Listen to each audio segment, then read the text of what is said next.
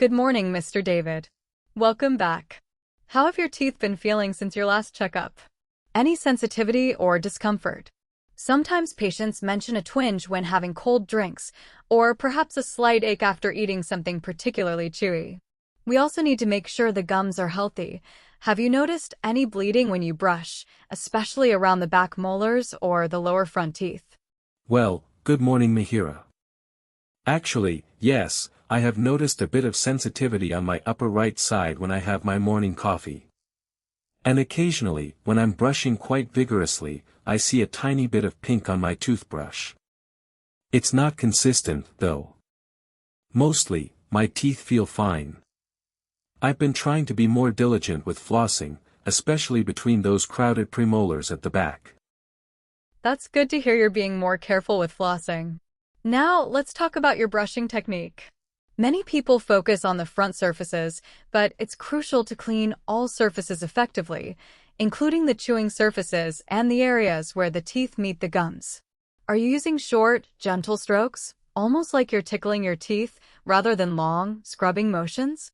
And are you angling the brush slightly towards the gum line to ensure you're removing plaque from that critical area? I think I mostly do long strokes, to be honest. It feels like I'm getting everything cleaner that way. And I tend to brush straight on, rather than at an angle. It's a habit I've had for years. I understand. However, that technique can sometimes miss the plaque accumulating along the gum line, which can lead to gingivitis and eventually contribute to sensitivity and bleeding. The short, angled strokes are more effective at disrupting that biofilm without being too abrasive on your gums. We can go over this again after the cleaning today.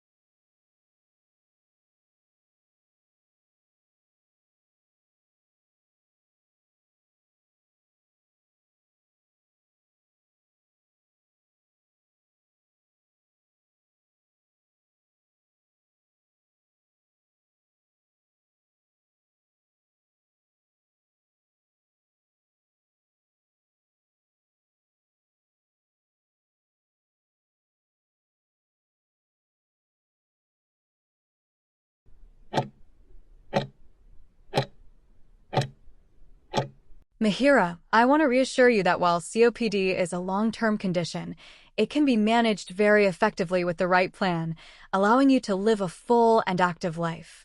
We will work closely with you to create a personalized management plan that is tailored to your specific needs. A cornerstone of this plan involves embracing key lifestyle adjustments. If you are still smoking, quitting is undeniably the single most powerful step you can take to protect your remaining lung health and slow the progression of the disease. To support your body's overall strength, maintaining a healthy, balanced diet is essential as it provides the necessary energy to fuel your breathing muscles and fight off infections. Furthermore, integrating daily breathing exercises, such as pursed lip breathing, will train your body to control breathlessness by strengthening your respiratory muscles and improving the efficiency of each breath.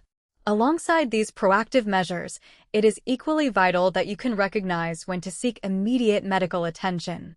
This includes a sudden or significant worsening of your usual symptoms, such as increased breathlessness, cough, or a change in your sputum. And particularly if you are using a home oximeter and notice a consistent drop in your oxygen saturation levels below your prescribed target. Knowing these signs ensures we can act quickly to prevent a minor issue from becoming a major flare-up.